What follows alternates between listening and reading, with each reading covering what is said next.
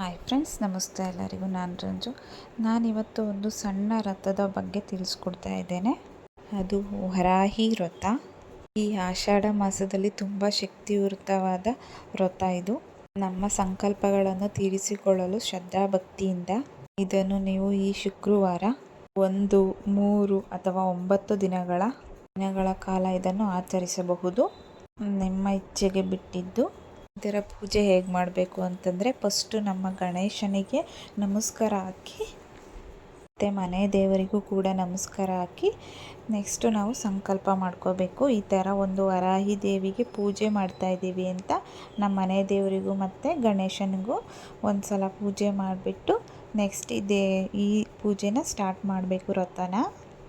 ಈ ಅಮ್ಮನಿಗೆ ಸಂಕಲ್ಪ ಏನಂತ ಮಾಡ್ಕೋಬೇಕಂದ್ರೆ, ನಿಮ್ಮ ಆರೋಗ್ಯ ಹೇಗಿದೆ, ನಿಮ್ಮ ಕುಟುಂಬದಲ್ಲಿ ಹಣಕಾಸಿಂದು ಏನೇ ಪ್ರಾಬ್ಲಮ್ ಇದ್ರೂ ಅದು ಯಾವ ಥರ ಕ್ಲಿಯರ್ ಆಗಬೇಕು ಆ ಥರ ನೀವು ಸಂಕಲ್ಪ ಮಾಡ್ಕೊಬೇಕು.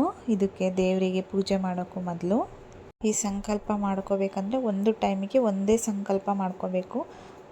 ಆ ಸಂಕಲ್ಪ ಹೇಗೆ ಮಾಡ್ಕೋಬೇಕಂತಂದರೆ, ಇಂದು ನಾನು ಸಣ್ಣ ಸರಳ ವರಾಹಿ ವ್ರತ ಮಾಡ್ತಾ ಇದ್ದೇನೆ ಸರಳವಾಗಿ. ಇದು ನನ್ನ ಕುಟುಂಬದ ಶ್ರೇಯಸ್ಸಿಗೆ, ಆರೋಗ್ಯಕ್ಕೆ, ಐಶ್ವರ್ಯಕ್ಕಾಗಿ ಮತ್ತು ಅಶಕ್ತರ ಕೈಗೊಳ್ಳುವ ಶಕ್ತಿಗೆ ಅಂತ ಹೇಳಿಬಿಟ್ಟು ಆಮೇಲೆ ಪೂಜೆನ ಸ್ಟಾರ್ಟ್ ಮಾಡಬೇಕು.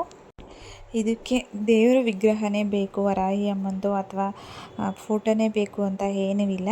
ಒಂದು ದೀಪ ಇದ್ದರೆ ಸಾಕಾಗುತ್ತೆ.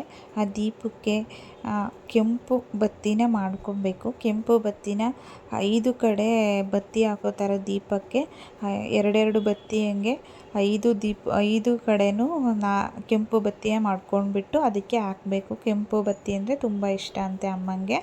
ನೆಕ್ಸ್ಟು ನಾವು ಮಲ್ಲಿಗೆ ಹಾಕಬೇಕು.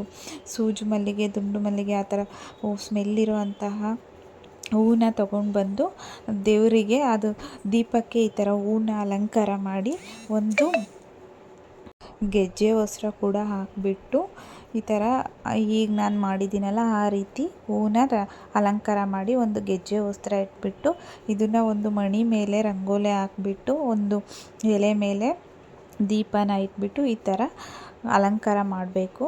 ನೆಕ್ಸ್ಟ್ ಕುಂಕುಮ ಅರಿಶಿನ ಎಲ್ಲ ಇಟ್ಬಿಟ್ಟು ದೀಪಕ್ಕೆ ನೆಕ್ಸ್ಟ್ ಇದಕ್ಕೆ ನಾವು ಪ್ರಸಾದವಾಗಿ ಚಿತ್ರಾನ್ನ ಕೊಡ್ಬೋದು. ಚಿತ್ರಾನ್ನ ಜೊತೆ ನಾವು ನಿಂಬೆಹಣ್ಣೆಲ್ಲ ಹಾಕೋ ಹಾಗಿಲ್ಲ, ಹಾಗೆಯೇ ಪ್ರಸಾದ ನಾರ್ಮಲ್ಲಾಗಿ ನಾವು ಚಿತ್ರಾನ್ನ ಹೇಗೆ ಮಾಡ್ತೀವೋ ಆ ಥರ ಚಿತ್ರಾನ್ನ ಪ್ರಸಾದವಾಗಿ ಕೊಡ್ಬೋದು. ಮತ್ತು ಗೆಣಸು ಕೊಡ್ಬೋದು, ಮತ್ತು ದಾಳಿಂಬೆ ಕೊಡ್ಬೋದು. ದಾಳಿಂಬೆ ಹಣ್ಣೆಲ್ಲ ನೀಟಾಗಿ ಬಿಡಿಸ್ಬಿಟ್ಟು ಕೊಡಬೇಕು. ನೆಕ್ಸ್ಟು ಅನಾನಸ್ ಕೊಡ್ಬೋದು. ಅನಾನಸ್ ಕೂಡ ಪೈನಾಪಲ್ ಇದೆಯಲ್ಲ ಅದು ಕೂಡ ಕೊಡ್ಬೋದು. ಅದನ್ನು ನೀಟಾಗಿ ಸ್ಲೈಸ್ ಮಾಡಿ ದೇವರಿಗೆ ಇಡಬೇಕು. ಮತ್ತು ಕಡಲೆಕಾಯಿ ಪ್ರಸಾದವಾಗಿ ಕೊಡ್ಬೋದು.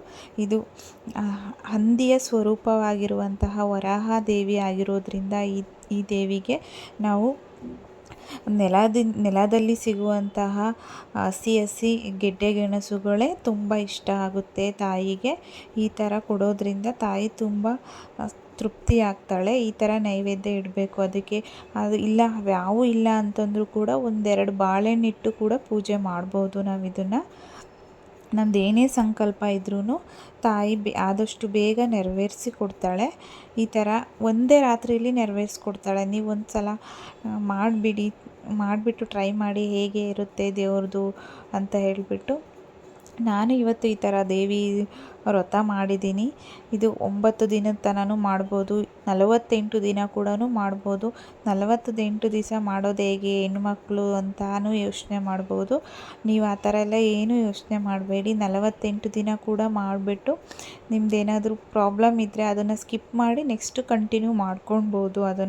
ಅದು ಹ್ಯಾಡ್ ಆಗುತ್ತೆ. ಅದಕ್ಕೆ 48 ದಿವಸದಲ್ಲೂ 48 ದಿವಸನೂ ಈ ಥರನೇ ಪ್ರಸಾದ ಇಡಬೇಕು ಅಂತೇನಿಲ್ಲ. ಅದಕ್ಕೆ 2 ಬಾಳೆಹಣ್ಣಿಟ್ಟು ಪೂಜೆ ಮಾಡಿದ್ರೂ ಸಹ ತಾಯಿ ತೃಪ್ತಿಯಾಗುತ್ತೆ. ಅದಕ್ಕೆ ಆ ಥರ ತಾಯಿ ಇದು ಏನೇ ನಿಮ್ಮ ಭೂಮಿ ವಿಚಾರದಲ್ಲಾಗಲಿ, ಮಕ್ಕಳಾಗದೇ ಇರೋ ಥರ ಆಗಲಿ, ಮದುವೆ ಆಗಿಲ್ಲ ಅಂತಂದರೂ ಕೂಡ ಯಾವುದೇ ಒಂದು ವಿಚಾರದಲ್ಲಾದ್ರೂ ತಾಯಿಗೆ ಈ ಥರ ಪೂಜೆ ಮಾಡ್ಬೋದು.